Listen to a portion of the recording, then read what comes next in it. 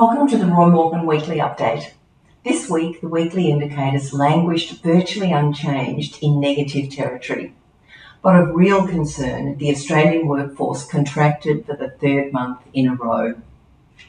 And for the second week, the Roy Morgan poll shows One Nation primary support holding steady at 29.5%, ahead of the ALP, up 2% to 28%, and LNP coalition down 0.5% to 17%.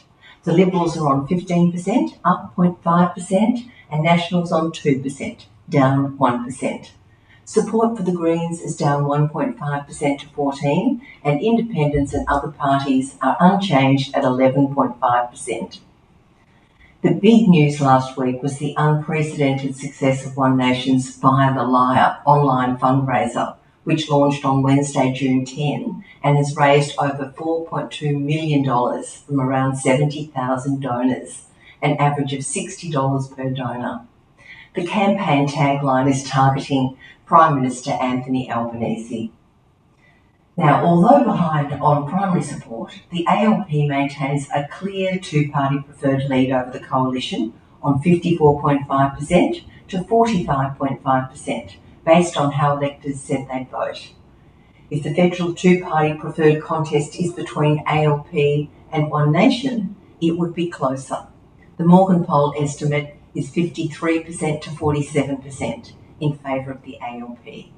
Either way, if a federal election were held now, the ALP would be returned to government, according to interviewing conducted from June 8 to 14, with a representative Australia-wide cross-section of 1,583 electors. Roy Morgan government confidence was virtually unchanged at 62.5, almost 40 points below the neutral level of 100. Only 26.5% of electors believe the country's going in the right direction. That's up 2.5%. An increasing majority of 64% say the country is going in the wrong direction, up 1.5%. This week, ANZ Roy Morgan consumer confidence was virtually unchanged at 70.7 before today's Reserve Bank meeting. Consumer confidence has now been below the level of 80 for 16 weeks and averaged only 67.1 over this period. Although overall consumer confidence was unchanged, there were movements within key demographics.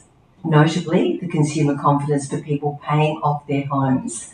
That increased 4.4 points to 70.1.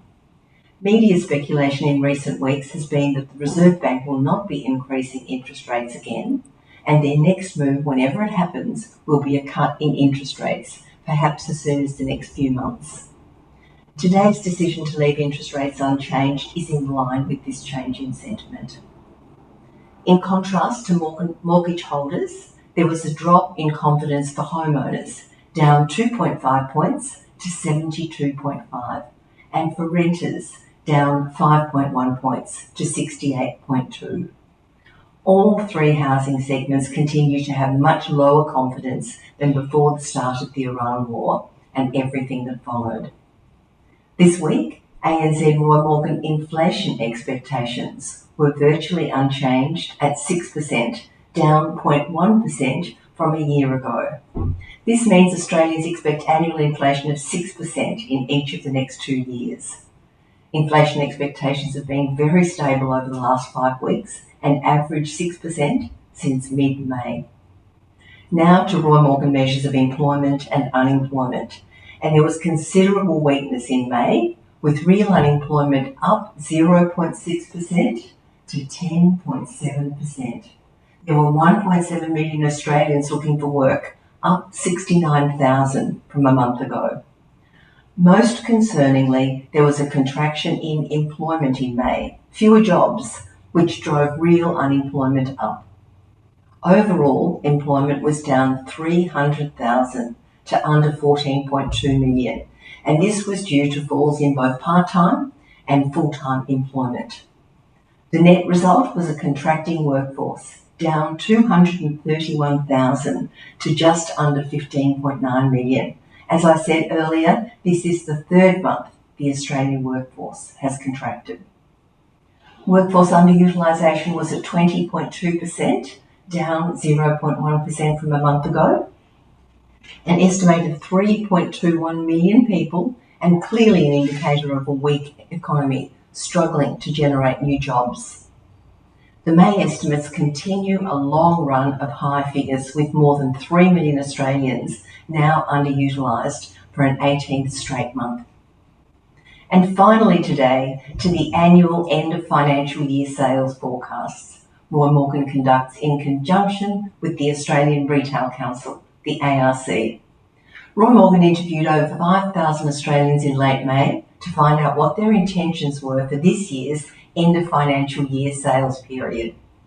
This year, 6.1 million people are expected to take part in the end of financial year sales, unchanged on a year ago, representing 26% of all Australians. Interestingly, overall spending for the sales period, which started in late May and runs into early July, is forecast to be $10.7 billion, up $200 million on a year ago. Now, this is an increase of only 1.9% from last year, which is, of course, well below the current rate of inflation at 4.2%, and reflects the cost of living concerns faced by many Australians. Average spending for this year is forecast at $1,739 during the sales period, up $25 on a year ago. And the most popular categories are clothing, footwear and accessories, 34%, household appliances and white goods, 15%, and electronics and technology products, 12%. Online spending is set to account for 44% of end of financial year sales, unchanged from last year. And looking forward, I'll be back next week to bring you the latest data on consumer confidence, inflation expectations, mortgage stress, and voting intention. Thanks for listening. See you next week.